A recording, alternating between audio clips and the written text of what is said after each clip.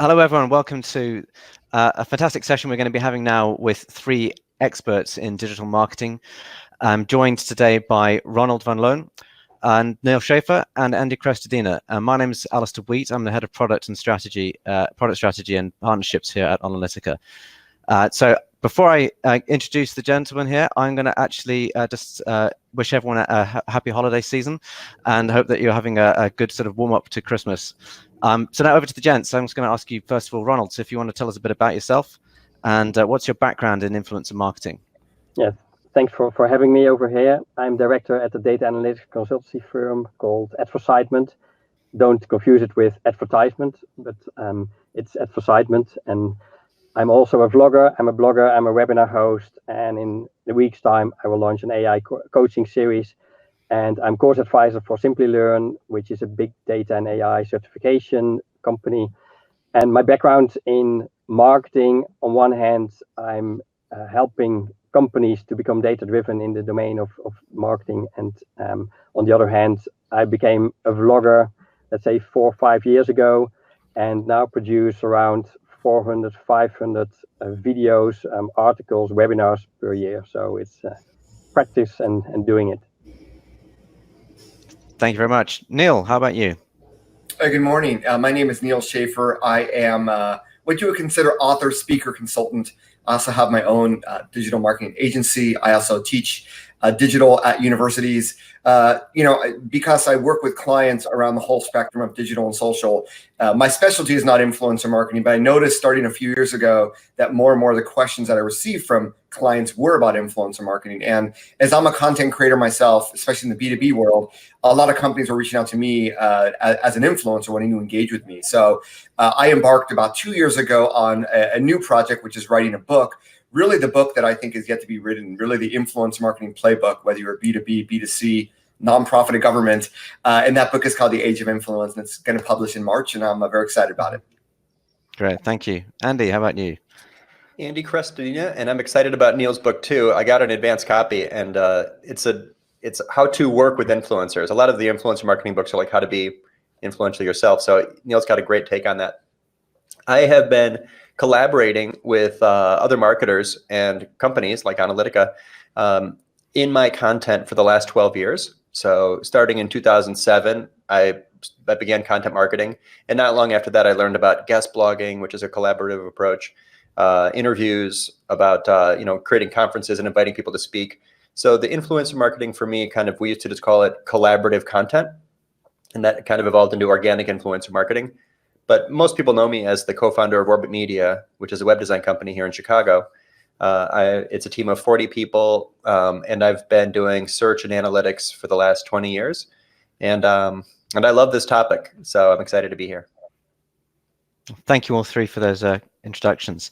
And it's very much a fast-moving world, isn't it, this whole space of influencer marketing.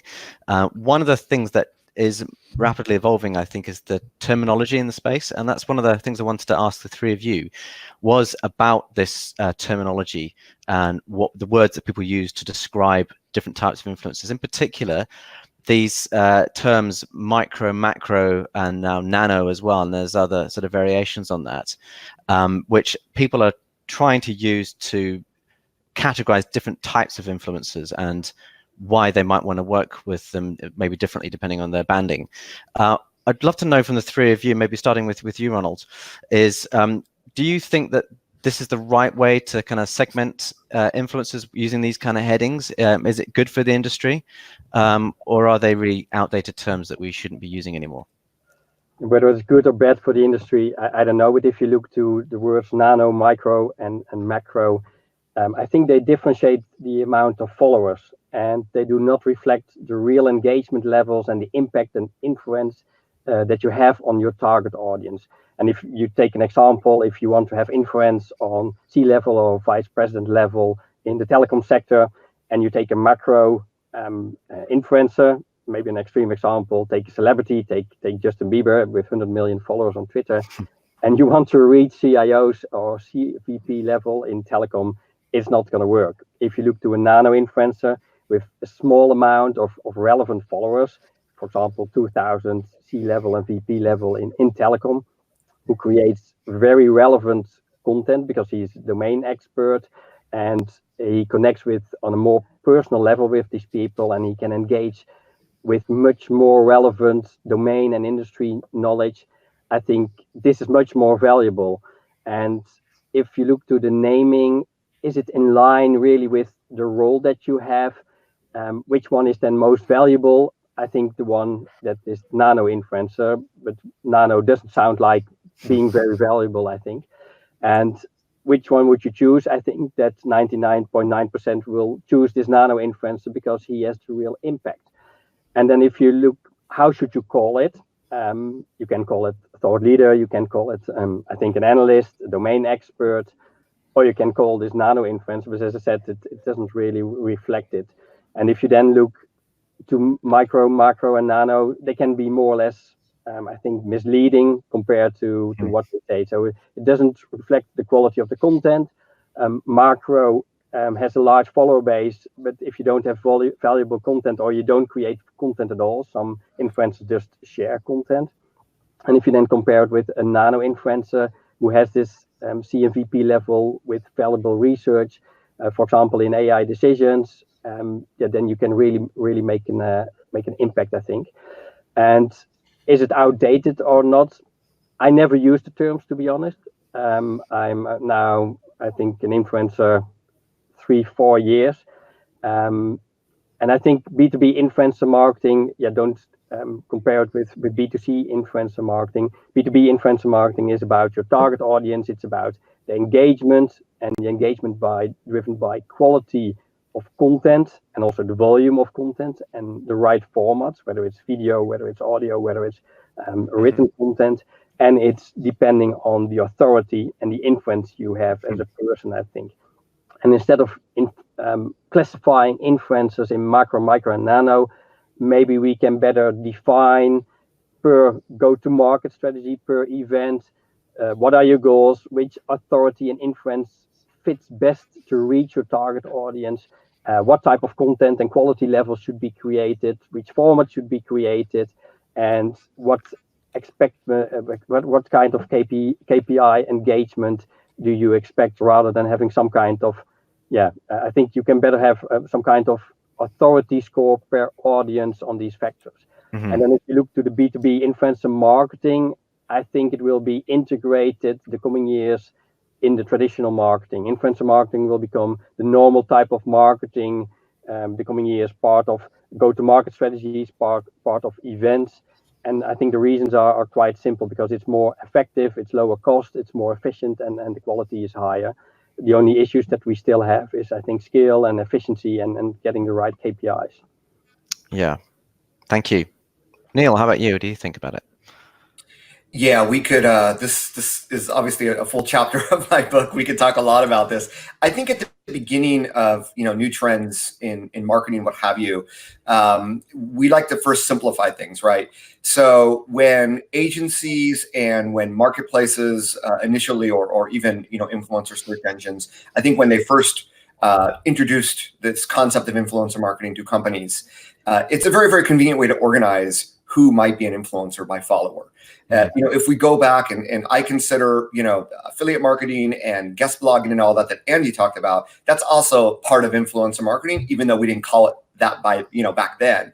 And even in that world, in the B2B, it is, what is the domain authority, right? It's looking at what is the Alexa ranking or what have you. We're always looking at different, metrics to try to categorize in a convenient way who we should engage with or reach out to or create a relationship with. So I think for that purpose, that's just always going to exist. And I also think that the greater ROI is not at looking at those numbers. It's obviously looking deeper.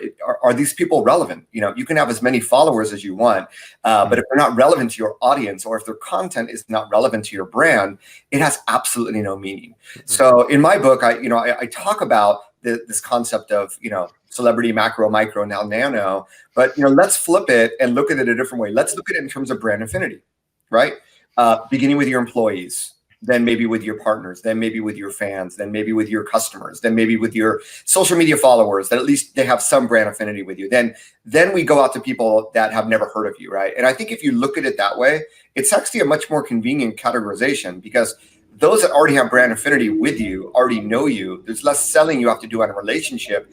And I think you're actually going to get the greatest ROI from that relationship. So I think as we go forward, that number, and with Instagram removing likes, what have you, I think we're going to see still the importance of these numbers for initial categorization, but in terms of really delving into much higher ROI, and as more companies bypass agencies and marketplaces and want to create more direct relationships and collaborations with influencers, I think that those terms are not going to be as necessary, as important. But I'll leave you with one last thing.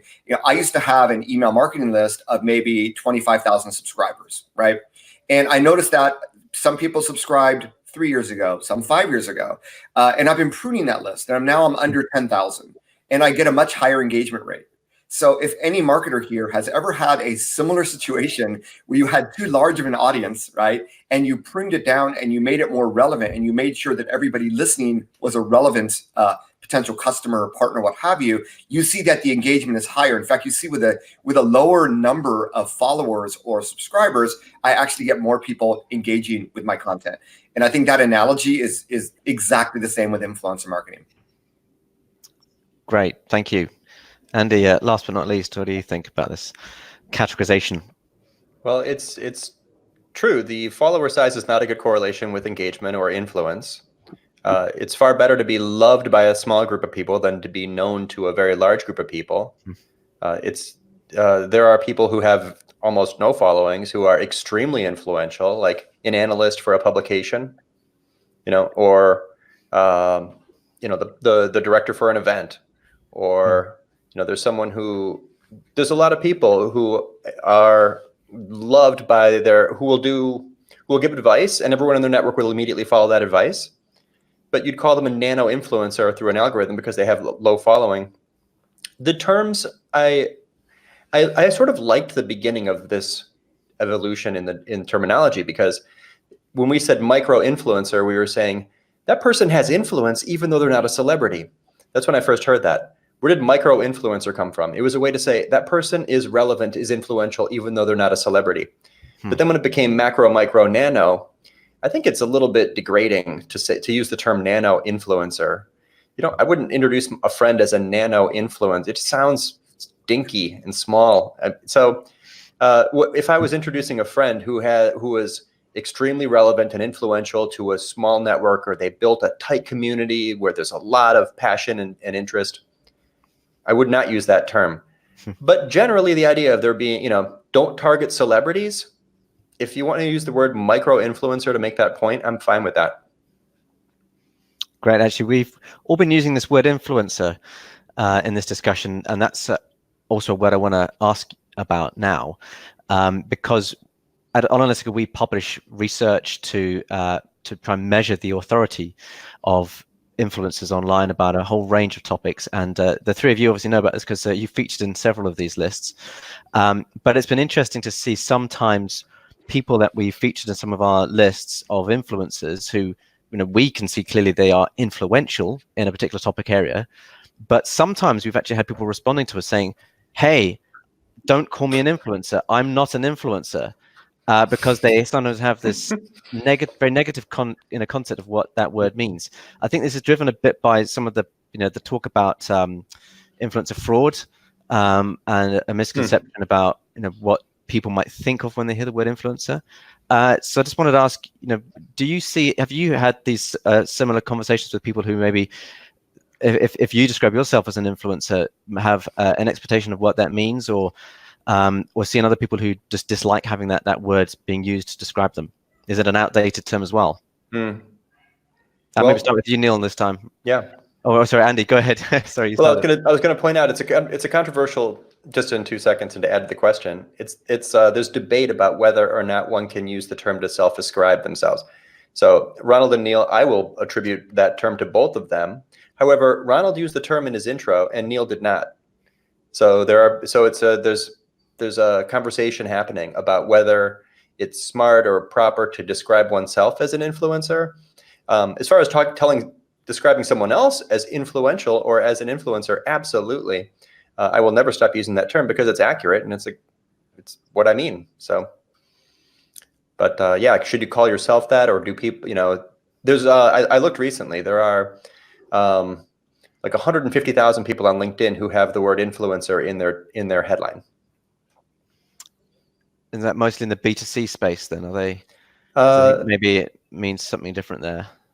You know, I love what Ronald said about don't compare the two. I think that's the strongest way I've heard anyone articulate that. Don't compare B2C and B2B influencer marketing. My search on LinkedIn did not, of course, segment B2C from B2B. It was just for that term. I can look it up again. It was a big number. What do you guys think? Yeah, I mean, it's definitely a controversial topic. And I think that's, at the end of the day, when I think of influencers, how do they have influence? At the end of the day, they're a content creator, right? And if you're a content creator who has a YouTube channel that generates $1 million a year in revenue, and that is your full-time job, I think it's okay to be called and labeled an influencer, because that really is what you do for a living. Sure. Like I said, I definitely prefer the term content creator. And I don't know if I was called an influencer, if I would think of it negatively, because obviously I'm in the marketing space, but outside of that space, if I was called that's really the first time I've ever thought about that. I don't know. I see that there's some potential negative connotation, but saying that you yield online influence or you yield some influence over community, I don't think that's necessarily a bad thing, but everybody's different, and I could see how some people might think the opposite. Yeah, I think on one hand it's a choice. If you have proof for it, I think you can call yourself an influencer. Companies like Analytica give certain rankings, and say certain people are an influencer, or you can call it yourself. Many people call me a thought leader, which I don't like to use myself. It's like, okay, look at me. But no one can agree on a term they like. We all like.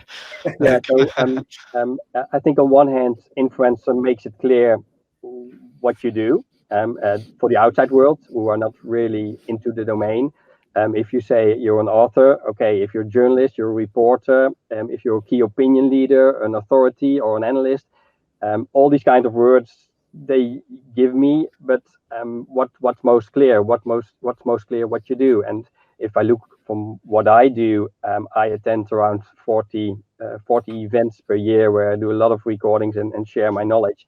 At least I think it makes that part clear that I'm some kind of influencer.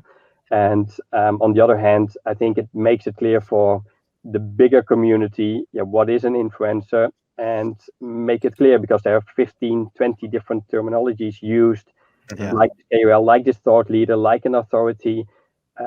What should we use? And then on the other hand, I think we have regulations, like FTC regulations. How do we call it for FTC regulations? Do you need to make your relationship clear as an influencer? Do you need to say I'm a partner, I'm a client? If you are, let's say, promoting items for your client, do you say it's your client? That's another view on it, I think, as well. Yeah, it's interesting because we work with both enterprise brands and also agencies, and particularly with some of the agencies that we're working with who work both in the B2C and the B2B world. Some of them have kind of separated the influencer marketing practice into two distinct channels. One where they will use the word influencers to describe people in the B2C space specifically, and then will use another term to describe influencers in either the sort of the B2B or the not-for-profit or political arena, and they will call them key opinion leaders or thought leaders or like non-traditional influencers and a whole variety of other terms. Are just no one can seem to agree on what to call them, and it's tough for us because we've got to put our own marketing out, and sometimes when people look at our site and see influencer marketing, they will assume that they can go and find some people to promote some some smoothie on a beach somewhere, and and we're like, yeah, it's not really what we do. So it's a real challenge for us in the marketing side to have a word that describes what we're doing, because it's quite different. I think we're trying to measure authority and impact, and not sort of just a kind of direct kind of transactional. I've got a quick question. I'd love to ask this panel just a super quick, like almost yes or no question.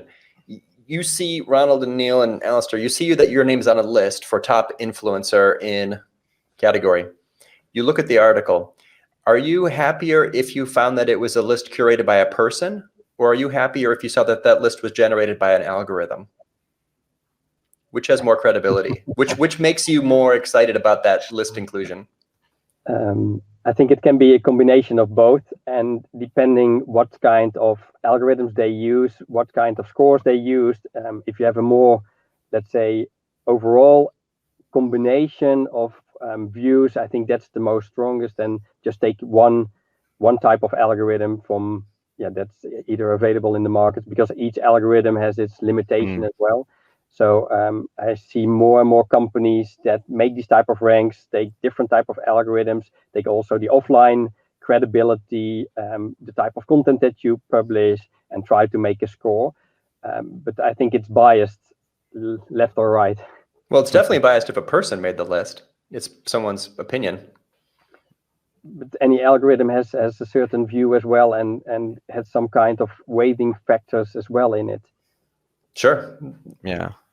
Yeah, I look at whether it's a person or brand, algorithm or person, I look at their influence, their authority, their KOL-ish. And to me, that's number one. The other thing I look at is how many people are on the list. So if it's a list of 739 top influencers, that a lot of people and brands will create these lists as part of their own influencer marketing, right? So, definitely if it's a person, I want to know how they measured it. And if it's an algorithm, I want to know what they looked at as well. And if there's some clarity around that and they're not having anybody and everybody in the space on the list, as someone who appears on a lot of lists and starting from nowhere in the space, 10 years ago, as a human being, it still warms my heart that I'm recognized for whatever it is. So, there's some people that hate to be included on lists, but I'm the opposite. I'm probably not the best person to ask about this, but look at the authority, look at the number, look at the measurement. And if I was going to create a list, I'd want to make sure I have those things included. Yeah, well, maybe speaking as someone who works at a software company that tries to make algorithms to do this, I think that they both have their place. And when we publish our list, we obviously invite feedback, and we try to get kind of human peer validation of our lists. And so sometimes what happens is we'll publish a ranking, which we've worked hard to get an algorithm that can, do it better than others do it, and also to very much consider the topic and the network in the way that we rank people. But then if we get a bunch of people on the list who say, yeah, I can recognize all those other people, they're my peers, I'm glad to see them on this, but who's that guy? Why is he in there? And everyone says, why is that person on there? We kind of look at it as one and think, yeah, that's strange. Why are they there? And we'll look at the algorithm, look at the data behind it, and that often then gives us sometimes clues, where we might have got it wrong, and we'll then try and adjust our algorithm.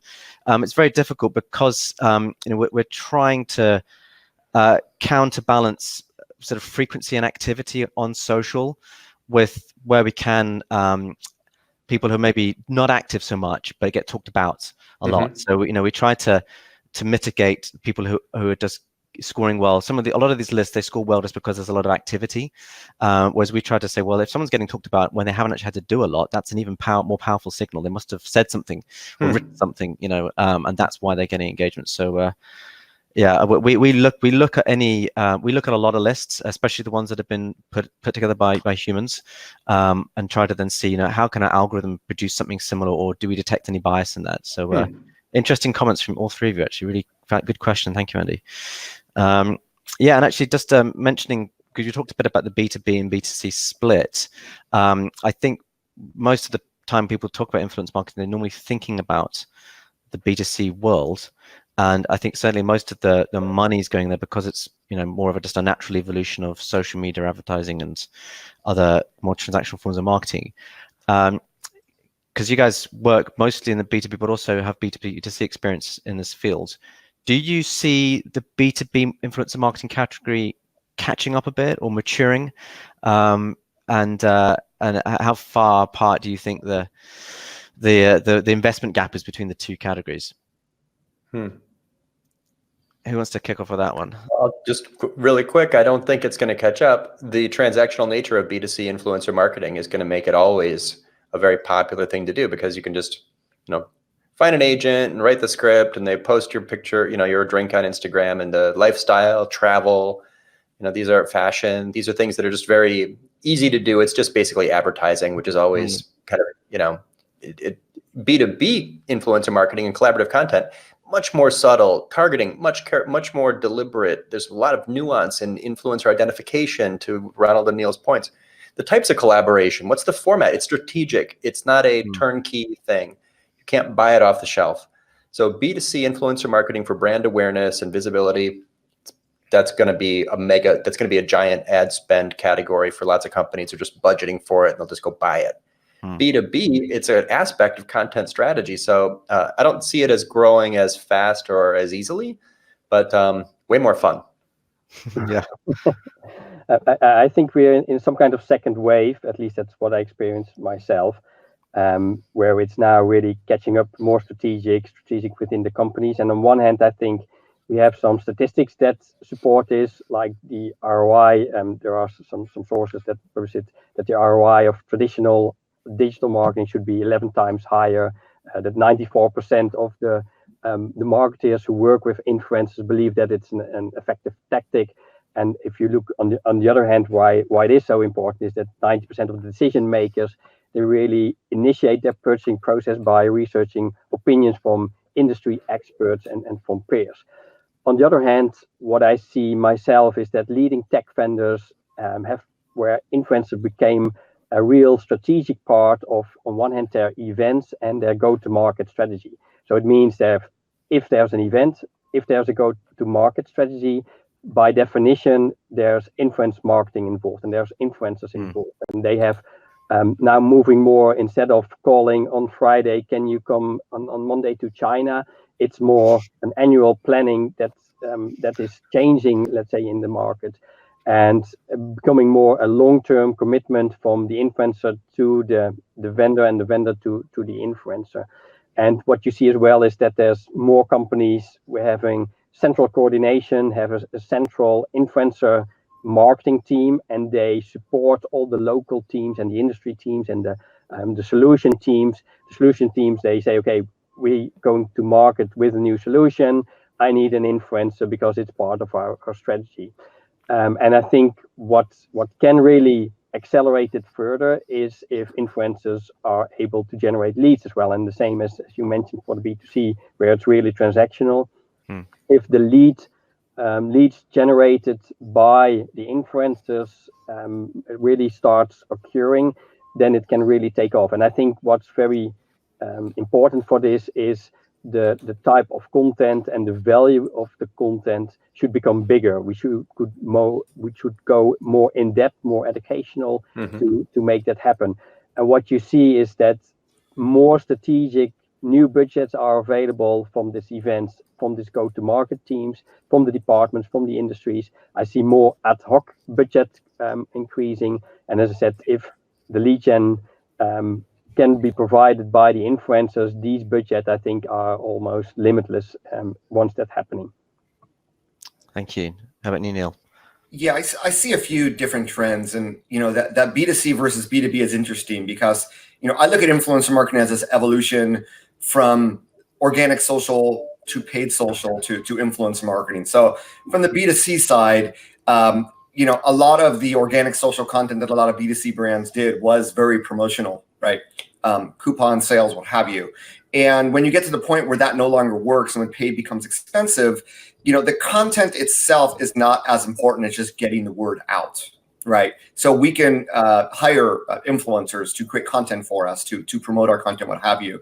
In the B2B space, obviously it's more about the content and making sure that the content that your brand is publishing is helping your audience, right? It's helping them on that buying journey that they have. So right there, inherently, it's very, very different, where I think for content creation, for B2B companies, there's just less of that complete outsource of that to an influencer. Now, obviously, as Andy, Ronald alluded to, events, co-content creation, it's always been there. But what's really interesting and I know, Alistair, I know the folks at Analytica would agree with me on this, is that, influencer marketing actually has been around for B2Bs for quite some time. And whether it is that, notion of guest blogging, what have you, but more importantly, and more recently, this concept of employee advocacy, right? Of leveraging your employees as influencers. Now, a lot of companies have not done it right. And there's been sort of a burnout. I know of a lot of employee advocacy tools companies from that space, but that is, we have this important content. We want as many people to talk about this content in these relevant communities so that we can amplify that and generate more leads in business. And then you look at social selling, where it ties into employee advocacy, and now you have your salespeople that are sharing this content. So when you think about it that way, I think that B2B actually caught up pretty quickly with employee advocacy a few years ago. It might have died down a little bit, but I think more and more once companies and B2B brands realize, wow, that that really when we're talking about employees, it's the same concept of influencer marketing. How do we work with employees? How do we work with outside people? How do we bring them all together in a strategic program where we include events and web content and social content, what have you?